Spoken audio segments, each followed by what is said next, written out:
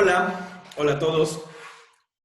Estamos aquí con el que será el último video de la primera temporada de Los Filósofos Malditos. No sabemos cuándo regresaremos. Siempre hemos insistido en que tratamos de preparar temas de manera concienzuda, que Diego y yo, pues bueno, tenemos nuestra vida, tanto personal, por supuesto, como académica, y que sobre la marcha y sobre la base de esas investigaciones y de nuestras vivencias personales, pues vamos construyendo el canon o el anticanon de la filosofía maldita, ¿no? De hecho, hace poco alguien decía, es que como que la filosofía maldita, y lo ha dicho Diego muchas veces, debería resistir a tener un canon. Los filósofos malditos jamás pretenden verse inmersos en algún tipo de grupo. Justamente una de las cualidades que muchos de ellos tienen es que fueron completamente, ¿cómo decirles? Se enajenaron de las masas, o no suena bien eso, se aislaron, renegaron, se rebelaron contra las masas, contra los grupos, contra las academias, contra los institutos, contra las sociedades, las grandes sociedades, ¿no? O sea, sí, hay casos como Schopenhauer mandando por ahí un par de ensayos a las academias, la Real Academia de, híjole, Noruega y Dinamarca, si mal no estoy, los llamados los problemas fundamentales de las éticas, de la ética, sus dos ensayos, sus dos trabajos de investigación, los dos problemas fundamentales de la ética. Y pues bueno, lo mandó, en algún momento intentó tener pues su fama, pero pues también a veces por decisión, a veces obligados, siempre se mantuvieron a cierta distancia, insisto, de las masas o de los grupos masivos o de ser incluidos. Ha sido la posteridad la que los ha metido en alguna etiqueta. La escuela pesimista. La escuela nihilista. La escuela hedonista, no lo sé. Pero, y creo que la mayoría de los filósofos, no todos, los filósofos en serio, tienen un poco esta vena, ¿no? Sí, ya los que trabajan en academias, en universidad, pues bueno, en orden a dar a conocer su trabajo, acceder a becas y otras cosas que tampoco está mal, pues sí, hacen como convenios, alianzas, se juntan con otros, en fin.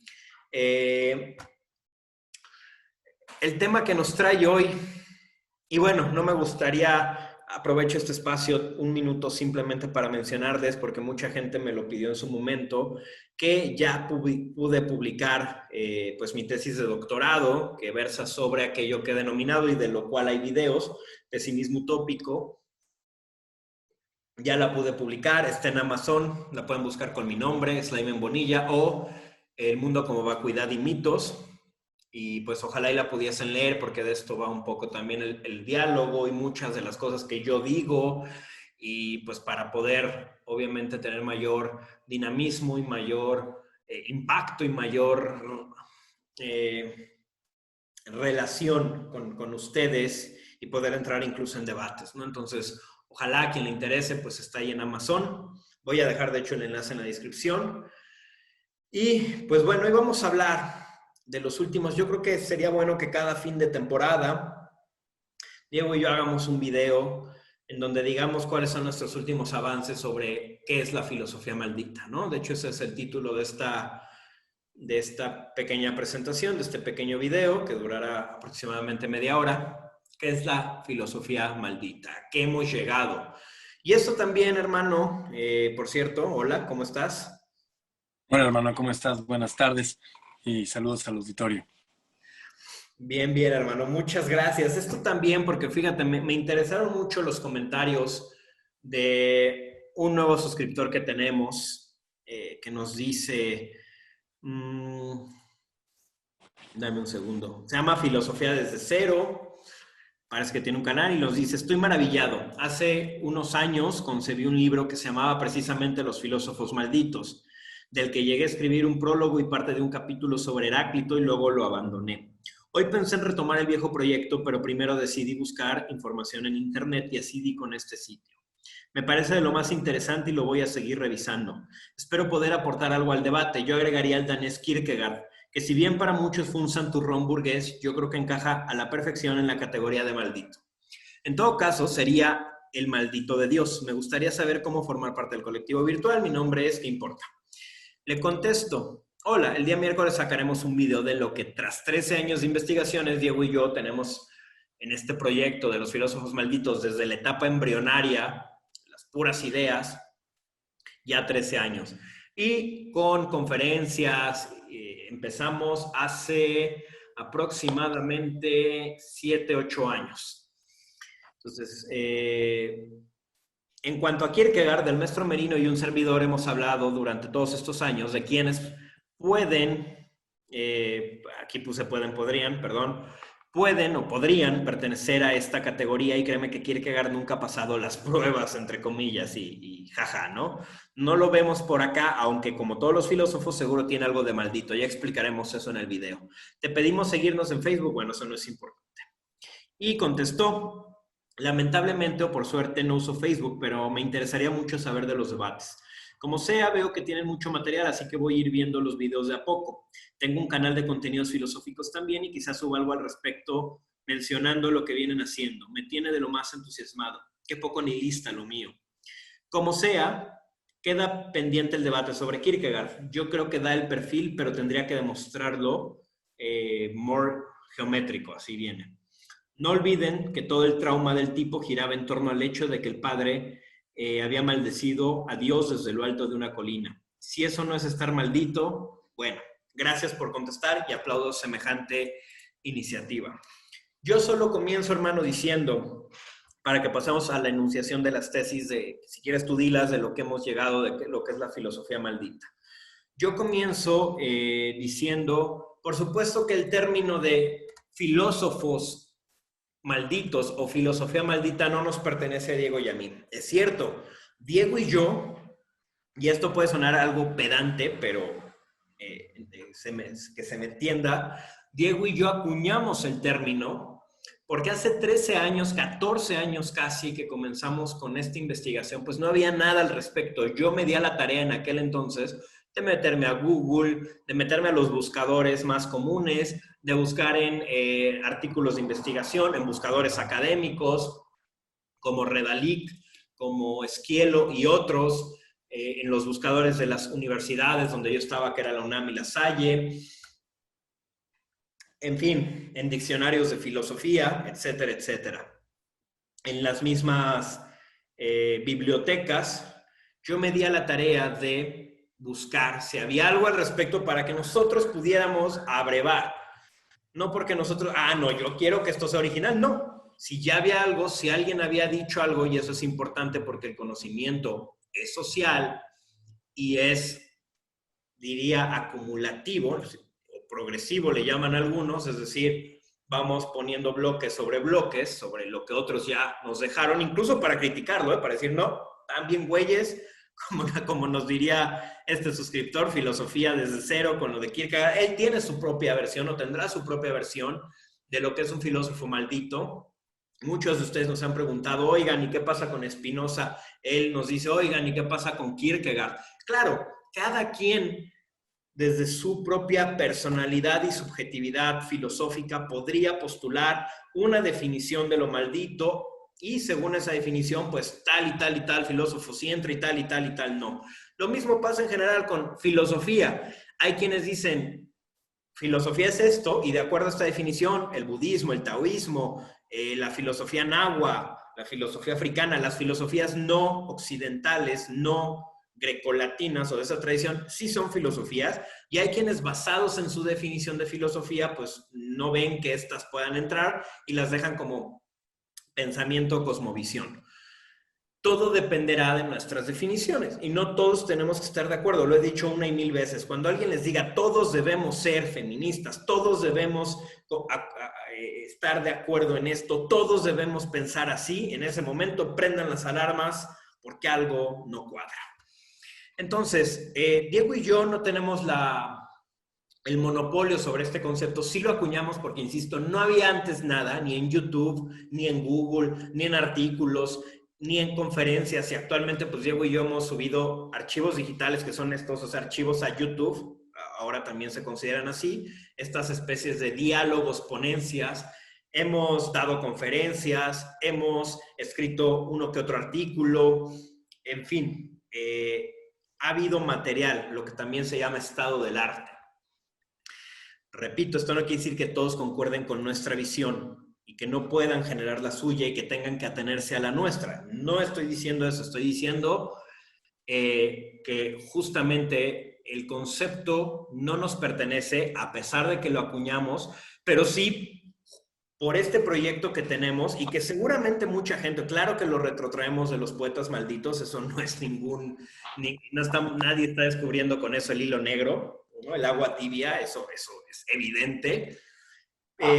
Sí tenemos algo que decir respecto a esto, pero también entendemos que haya gente como Filosofía desde Cero, que por su cuenta, sin conocernos, haya llegado a algún tipo de idea similar. Inclusive Alejandro Beteta, discípulo del doctor Leonardo Dajandra, quien también estudia filosofía, él también no habla de filósofos malditos, pero sí habla de filósofos, ¿cómo le llama? Del abismo, no recuerdo exactamente, pero tiene una categoría similar.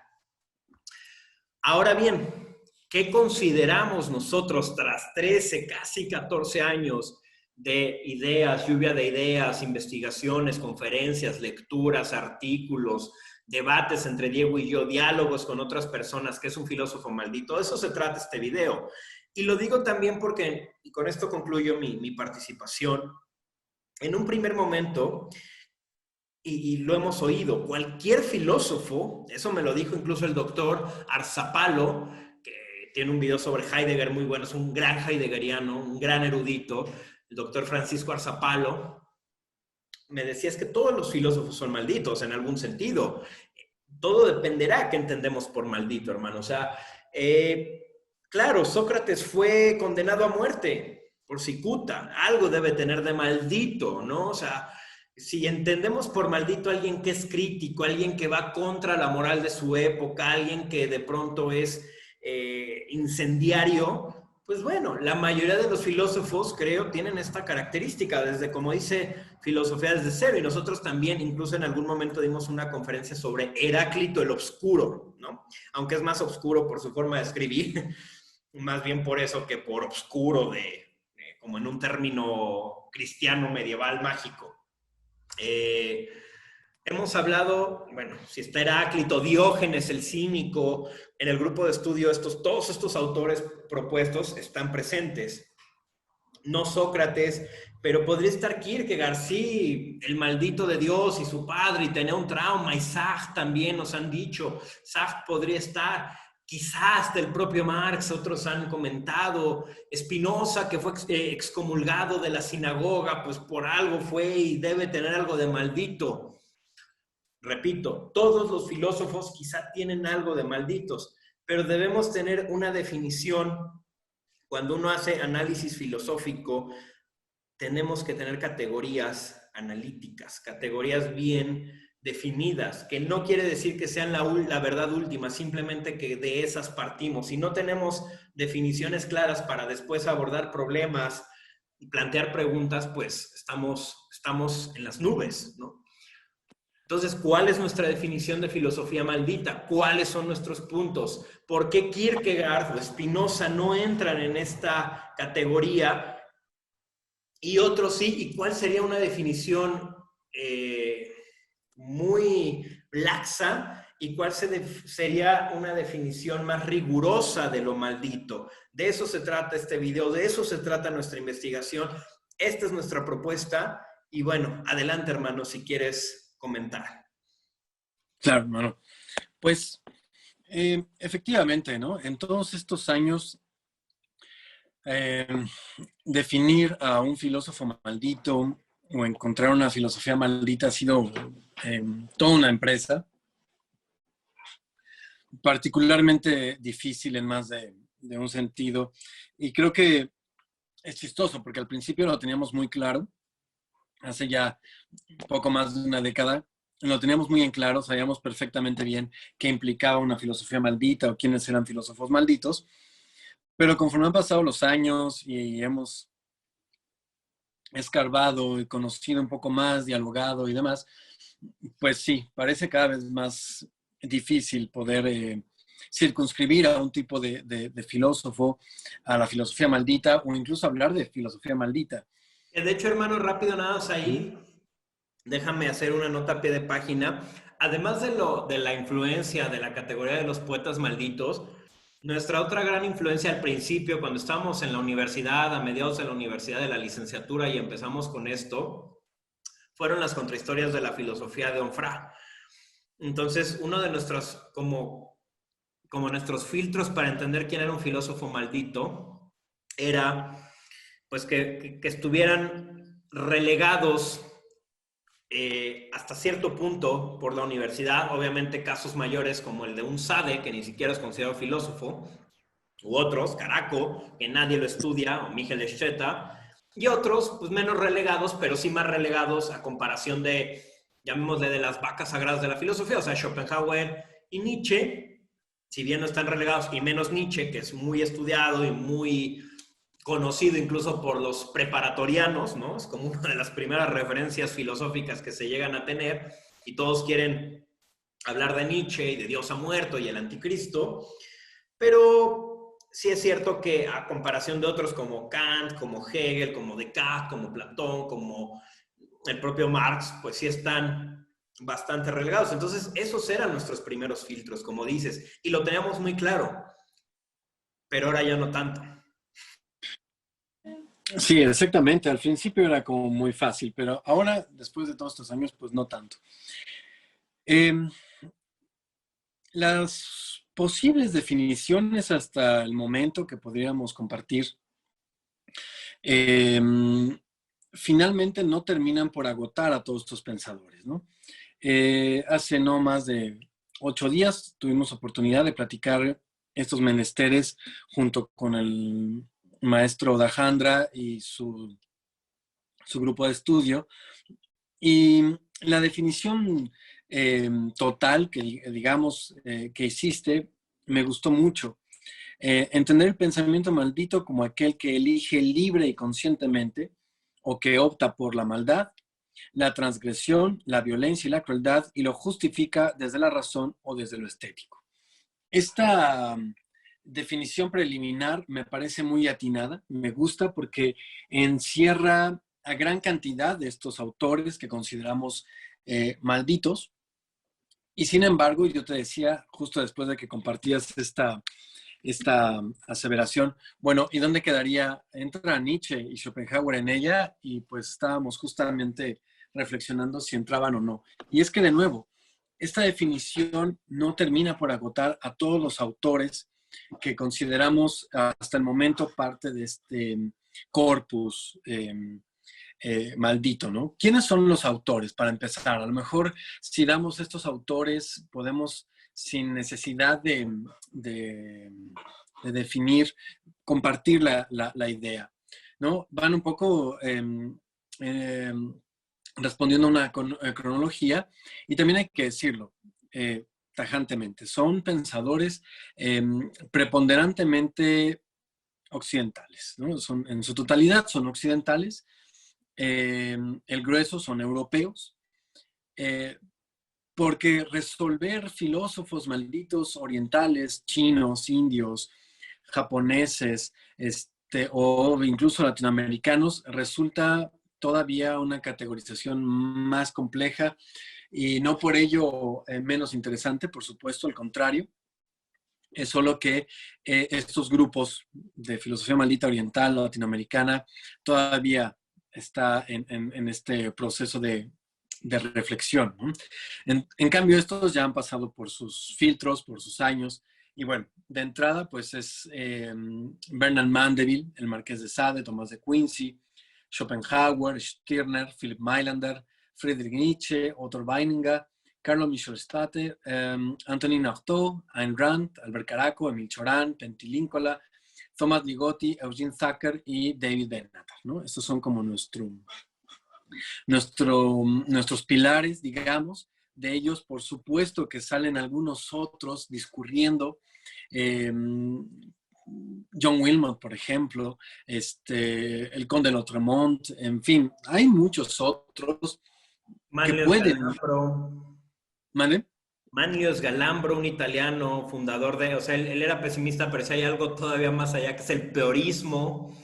Quizá, y ahorita le estoy investigando, Helen von Druskowski, una filósofa pesimista que de hecho le tiró mucha mierda a Nietzsche, lo conoció, al principio se llevaron, después rompieron, tú debes ubicar un poco al menos el nombre, o no digo la obra porque la acaban de traducir del alemán y justo estoy en este periodo de investigación, ya me la pidieron para el canal.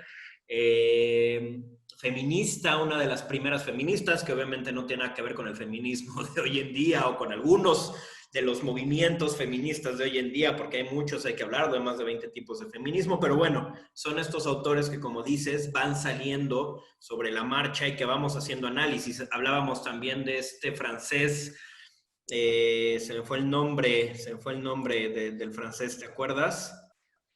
Pues no. Geoff Palant, ¿no? Entonces, bueno, Ya. adelante. Sí, efectivamente. Es decir, son autores que de una u otra forma la lista se va engrosando. Por supuesto, como decías, fueron Schopenhauer y Nietzsche los que nos fueron abriendo este camino, dos autores que si bien se procuran en las academias, también es verdad que dan para muchas ramificaciones. Entonces, pues de alguna manera fueron ellos dos los que nos fueron llevando de la mano a desentrañar a estos autores. Repito, la definición que he compartido al inicio no agota a todos los autores. Por ejemplo, Nietzsche y Schopenhauer probablemente sean escurridizos a esta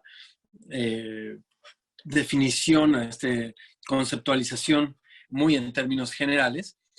Pero hay 4 puntos, digamos, y de nueva cuenta, después de tantos años, todavía seguimos pensando y poniendo en duda si hay un quinto o nada más habría 3. Pero bueno, en términos generales, hay estos 4 puntos que se desprenden de la definición que acabo de leer en un principio. La primera sería esta actitud de poner en duda las construcciones humanas, y por construcciones humanas, el grueso de estos filósofos entiende a los dioses, la política, el derecho, la economía, la dignidad humana y el amor, ¿no? Estas situaciones ontológicas, estas categorías, tal vez en alguna otra acepción, son puestas en duda. Y cuando no son puestas en duda, son puestas en jaque. Esta es una particularidad de estos autores. El segundo es que se acercan a una forma de asimilar la realidad desde la inmanencia, es decir, una suerte de inmanencia salvaje, hipermaterialista, reduccionista hasta cierto punto. Esta sería una segunda acepción, una segunda forma de trabajar de estos filósofos. La tercera sería transgredir a la otredad y a la alteridad, ¿no? Reconocen a un otro, no todos son solipsistas, pero en este reconocimiento del otro no hay una empatía, sino que se busca la transgresión, esta subversión ética, por decirlo de alguna forma. Y finalmente, en el cuarto punto, es esta vida tortuosa, una suerte de patetismo biográfico en el que coinciden muchos. De nueva cuenta, y aquí con esto termino mi participación en este bloque, repito, no todos terminan por entrar en esas categorías. Si bien es cierto que hemos identificado algunas corrientes, algunos cauces de pensamiento como la anarquía, el anarquismo, el hedonismo lunar, el nihilismo, el pesimismo, también es verdad que no todos están, no todos entran, no todos son nihilistas, no todos son pesimistas, ¿no? Schopenhauer, por ejemplo, no sería un nihilista. Nietzsche tampoco sería un nihilista, pero sí podría serlo Sade, por ejemplo, podría serlo Albert Caraco. No todos son anarcofascistas como Pentilíncola, ¿no? O ecofascistas, mejor dicho, como Pentilíncola o el famoso Una Bomber. En fin, es un parámetro, como tú bien lo has dicho, ¿no? Es una forma de empezar a trabajar a este grueso de autores con ciertas líneas de investigación y probablemente de ahí que la contrahistoria de la filosofía de Michel Onfray sea tan desparpajada en su exposición, ¿no? Algo que de pronto puede causar ruido al lector primerizo de la contrahistoria de la filosofía. Bueno, pues se entiende un poco cuando uno empieza a adentrarse en esto, que hay ciertas obligaciones narrativas para no caer en contradicciones, ¿no? Y si se caen en las mismas contradicciones, bueno, pues de alguna manera sobreponerse a ellas en la libertad del ensayo o del escrito, ¿no? Entonces, bueno, esto es, repito, y como tú ya lo has hecho en la antesala, una generalidad, conceptos generales que tratan de englobar al grueso, a la mayoría de estos autores, pero que no terminan por agotarlos. Al final, cada uno de ellos tiene sus particularidades, cada uno de ellos tiene sus formas de entenderse y de la misma manera, ya lo hemos dicho varias veces en el canal, en las conferencias, hasta cierto punto pareciera que solo hay un solo filósofo maldito y este sería el Marqués de Sade, ¿no? Pero bueno, no se trata de ser tan limitado y bueno, pues este es un poco de lo que hemos desarrollado en términos generales. Fíjate que eh, sí, ahorita estaba pensando en esta, o sea, nuestras corrientes, que es el pesimismo, con algunos de sus derivados, como puede ser el antinatalismo. Creo que la mayoría del antinatalismo está enmarcado, ya lo dijimos en el video de antinatalismo, en el pesimismo y o en el nihilismo, que es la otra. El anarcofascismo, entendiendo esta frase de Pasolini, ¿no? Retomando en Saló al Marqués de Sade, que decía los verdaderos anarquistas son los fascistas, porque ellos son los que pueden hacer lo que les venga en gana. Entonces, muy al estilo de Sade, del libertinaje más sórdido y brutal que puede existir. Y la otra, un hedonismo lunar, un hedonismo también de corte del Marqués de Sade, no del corte de Epicuro, que es un hedonismo solar, un hedonismo lindo, un hedonismo optimista, si se quiere, un hedonismo alegre. Este es un hedonismo violento, ¿no? Utilizar al otro, romper su otredad, tú decías, y como son mónadas cerradas, somos mónadas cerradas y no podemos tener un contacto real con otro, entonces yo voy a transgredir su otredad para ya sea mi interés, como puede ser un poco en el caso de Mandeville, para generar mi propio ser, como puede ser en el caso de Stirner, o para disfrutar, como puede ser en el caso de Sade, ¿no? También, pues bueno, todos estos, como decías, ecofascismos, tipo Lincoln, derivados de esto que llamamos anarcofascismo. Y la vida patética, que también me parece muy interesante, si bien también muchos filósofos la tienen, como decían por aquí, quizá un Kierkegaard, un Spinoza, que terminó pues, puliendo lentes, es solo uno de los parámetros, es una de las condiciones necesarias, pero no es suficiente. Y creo que ahí, por ejemplo, si bien Schopenhauer y Nietzsche pueden llegar a ser más amables que Sade o que Lincoln o que otros, que Mailander incluso en su pesimismo, entendiendo, como dice Tucker, que Nietzsche es un pesimista dionisiaco, en sus vidas tendían a romper esto. El propio Schopenhauer decía, ¿no? Y muy criticable, yo no tengo que vivir como pienso, yo no tengo que vivir lo que predico. Y era un viejo bastante agrio y bastante cascarrabias, y ya hemos contado esta anécdota de tirando a su vecina por las escaleras, a una anciana. De Nietzsche, pues bueno, y de hecho así de una vez me corrijo, porque hace rato en aras de quererlo pronunciar pues rápido, no tuve el cuidado, con Helen von Druskowitz, es que todavía estoy en la asimilación del apellido, es Druskowitz, Helen von Druskowitz.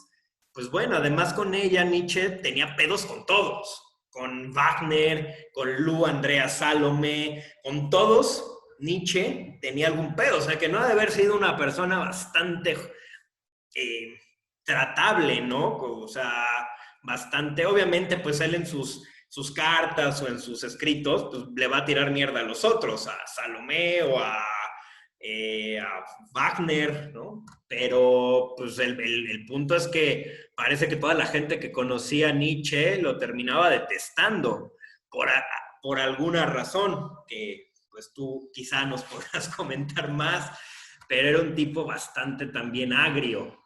En fin, bueno, su muerte, muchas cosas, ¿no? Que hay detrás, pero que tampoco es lo único, repetimos. En Schopenhauer, por ejemplo, tenemos la voluntad como este principio irracional, los deseos, el apetito sexual, incluso algunas reflexiones en torno a la homosexualidad, eh, y un desprecio, su misantropía, su misoginia, por supuesto, que también conocemos de Schopenhauer. En fin, creo que con esta definición que generamos, que es el pensamiento maldito es aquel que elige libre y conscientemente, es decir, que opta por la maldad, o que opta más bien por la maldad, la transgresión, la violencia y la crueldad, y además justifica esto desde la razón o desde lo estético, como puede ser Thomas de Quincy, por poner un caso.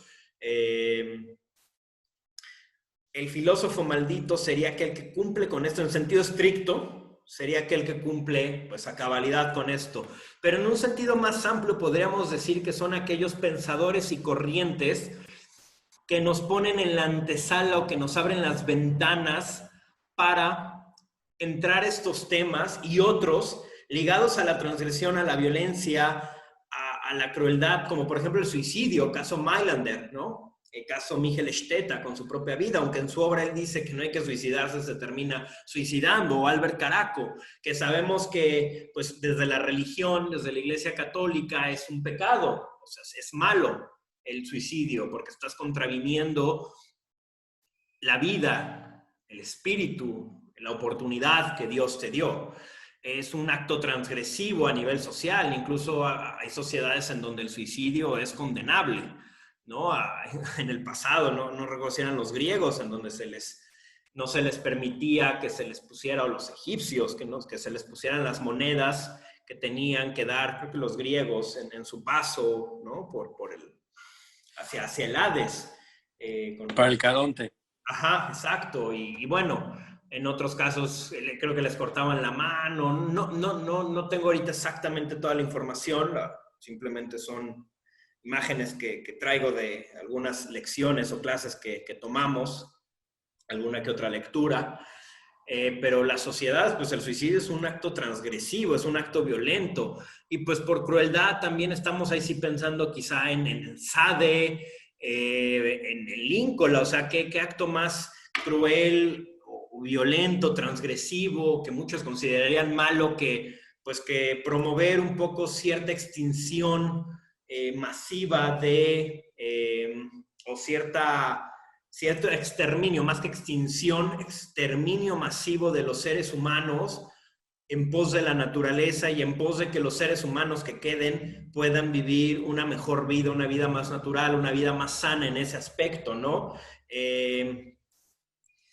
Es decir, de una u de otra forma hay autores que quizá no directamente, pero que te allanan o te van abriendo el camino a toda una serie de otros autores o de pensamientos, de reflexiones que sí lo hacen de manera más directa, esto que acabamos de decir. Elegir libre y conscientemente la maldad, la transgresión, la violencia y la crueldad y justificarlo racional o estéticamente, que esa es como la definición a la que hasta el día de hoy hemos llegado. Claro. O sea, básicamente, como te decía alguien en el grupo de estudio de los filósofos, perdón, en el grupo de estudio del doctor Lajandra, alguien cuestionaba, dice, es que el filósofo maldito o el pensador maldito, porque esto también podría ir, cuando hablamos estéticamente, pues también podemos ahí regresar hacia la literatura maldita, ¿no? Hacia otras formas de expresión artística que también pueden ser malditas. Y alguien te decía, es que ser hijo de puta no es, o sea, ser un filósofo maldito no tiene por qué ser un hijo de puta. Y tú decías, no, pero sí muchos hijos de puta sí son filósofos malditos. O sea, no todos los hijos de puta son filósofos malditos, pero sí, no sé si la mayoría de los filósofos malditos que manejamos, que proponemos, fueron hijos de puta en uno o en otro sentido. Insisto, Schopenhauer creo que fue en muchos sentidos un hijo de puta, ¿no? O sea, como decía, un viejito cascarrabias, eh, amargado, incluso en algunos puntos violento. Eh, es decir, todos tienen algo de hijos de puta. También habría que decir que entendemos por hijos de puta, pero también es una forma de ponerlos. Son gente bastante, ¿cómo decirlo? Que su vida, que en muchos casos su obra es, no quiero buscar un adjetivo, pero eso es, es iracunda, es desgraciada, es de eso, como decía Schopenhauer, es una vida en la que rechinan los dientes. ¿No? Sí, es infernal. Y además, esta definición de lo maldito es ambigua, se escapa entre los dedos, es purulenta, porque también se puede dar el giro, ¿no? En un momento dado, yo te lo comentaba a ti, me he dedicado desde la universidad a buscar un pensamiento maldito y al final me doy cuenta que el verdadero pensamiento maldito es el cristianismo, ¿no? Es decir, toda la cuestión del cristianismo o de la figura del Cristo que termina siendo una verdadera figura transgresora, ¿no? Es decir, 2000 años, un poco más, de reprimir al individuo, de mantenerlo sobajado, rebajado. Y pues al final pensemos, ¿no? En, por ejemplo, el mismísimo Karol Wojtyła, el Papa Juan Pablo II, un hombre que pregona la paz y tiene sus textos y demás, y que sabía de los horrores pedófilos. ¿Qué más maldito que eso, no? Entonces, sabe de los horrores cometidos contra niños y jóvenes y sin embargo escribe del amor de Dios. Eso es verdaderamente maldito. En ese sentido, pues el grueso de los pensadores cristianos, católicos, apostólicos romanos, pues son muy malditos, ¿no? Entonces, esta es la susceptibilidad del término de lo maldito, de lo monstruoso, de lo sórdido. Si le preguntáramos, como dice el doctor Herbert Frey, Nietzsche es el nihilista antinihilista porque reconoce que el verdadero nihilismo está en el cristianismo, ¿no?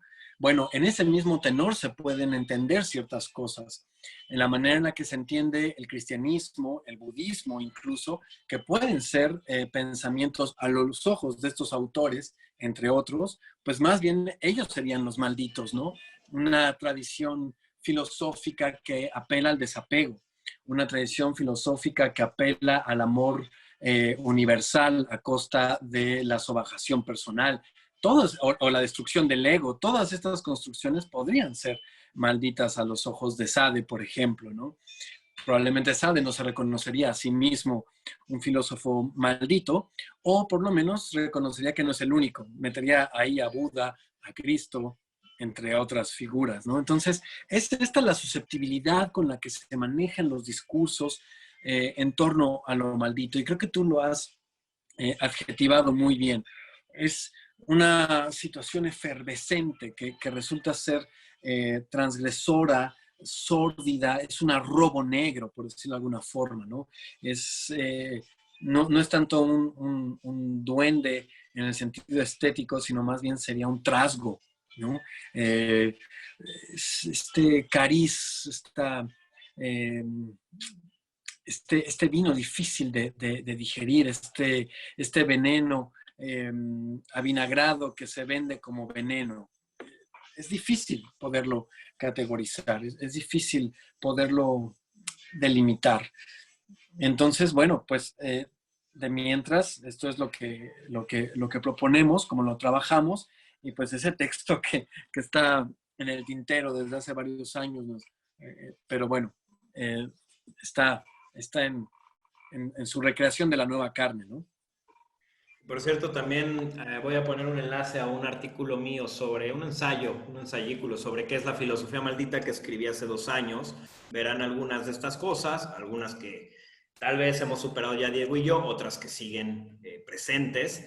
Y sí, pues creo que la filosofía maldita es una categoría que se resiste por su propia naturaleza, por llamarle así, a ser definida, a ser etiquetada, a generar disposiciones muy claras. Si fuese así ya no sería tan maldita.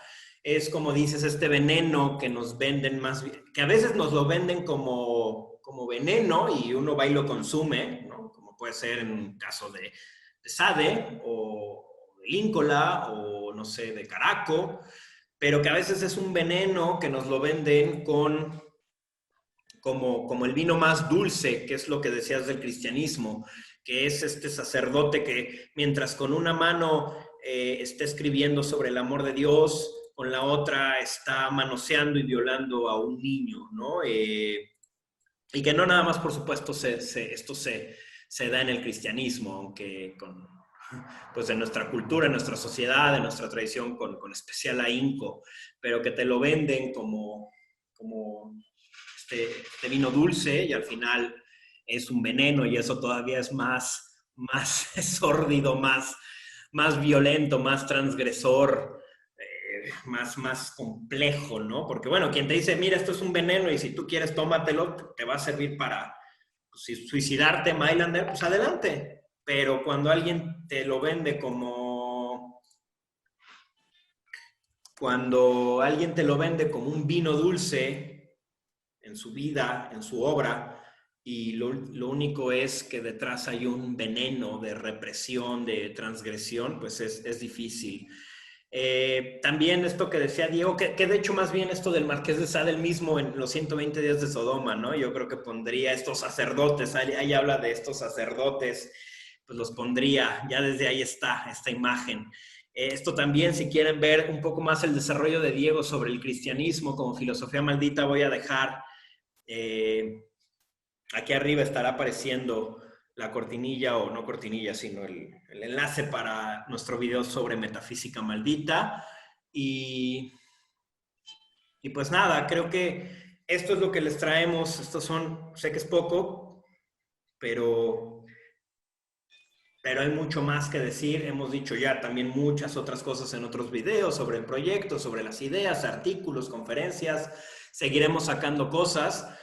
Pero bueno, también para que la gente que nos vea, siempre mandarlos a este video, porque por ejemplo, ahora que tuvimos el debate sobre veganismo, algún suscriptor por ahí nos hablaba de que el veganismo nos lleva a la moralidad y que hay que tener una vida más moral y más ética para con los animales. Y yo le decía, bueno, es que justamente, si bien yo de pronto desde mi perspectiva, tanto personal como pesimista, desde mi pesimismo utópico, puedo abogar o traer mis ideas aquí, lo cierto es que estamos en un canal de filosofía maldita y si bien no todo, y lo he dicho en otros videos, no siempre vamos a hablar de o desde los filósofos malditos o la filosofía maldita, a veces también hablaremos de otras cosas que Diego y yo suscribimos, investigamos, pensamos, posturas personales.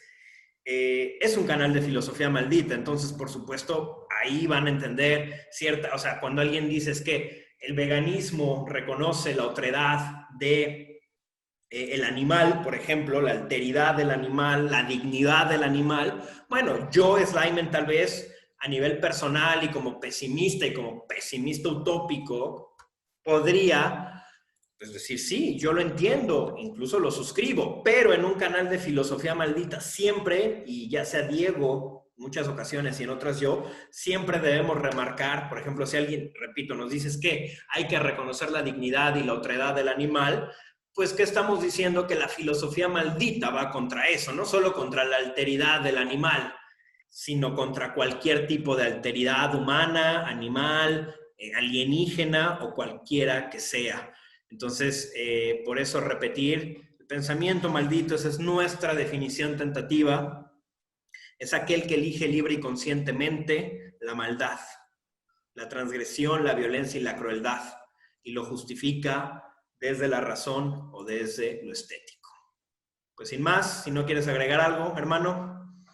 No, hermano, al contrario, gracias a ti por estos años, esta década y poco más de investigación, hermandad y trabajo. Entonces, y gracias al auditorio, por supuesto, que es pues novedoso, porque pues no sé cuántos años tenga el canal, pero pues sin duda no son la década que llevamos trabajando. Bueno, pues agradecer al auditorio por seguir el proyecto, a este suscriptor nuevo del que hablabas, también por sus comentarios. Y bueno, por supuesto a ti, hermano. Pues gracias. Y bueno, pues nos vemos acá para la siguiente temporada, como la has bautizado. Quién sabe cuándo venga, les pedimos que nos tengan paciencia. Por lo mientras está el grupo de estudio en Facebook. Si alguien no ha podido entrar, ya no es visible, pero avísenme y con gusto vemos qué se hace. Eso quedaría pendiente y pues nada, nos despedimos. Muchas gracias. Nos volveremos a ver pronto. Diego y yo nos vamos a tomar unas largas y merecidas vacaciones en este sentido. Repito, nunca hemos querido ser youtubers, no queremos miles o millones de suscriptores. Queremos que quien esté lo haga, pues, un poco, pues, en esta libertad, ¿no? De seguir el canal, en esta, en, es, en este honor que nos da de escuchar nuestros videos, de debatir nuestras ideas o de retomarlas para sus propias reflexiones. No buscamos más, solamente compartir primero que nada entre Diego y yo y de ahí compartir con ustedes pues estos pensamientos, reflexiones, investigaciones, etcétera. Muchísimas gracias hermano, nos vemos pronto, cuídense mucho, vivan felices la pandemia o vivan infelices como quieran, amárguense o alégrense, es su decisión. Gracias, hermano. Hasta pronto. Cuídate, hasta luego y gracias a todos.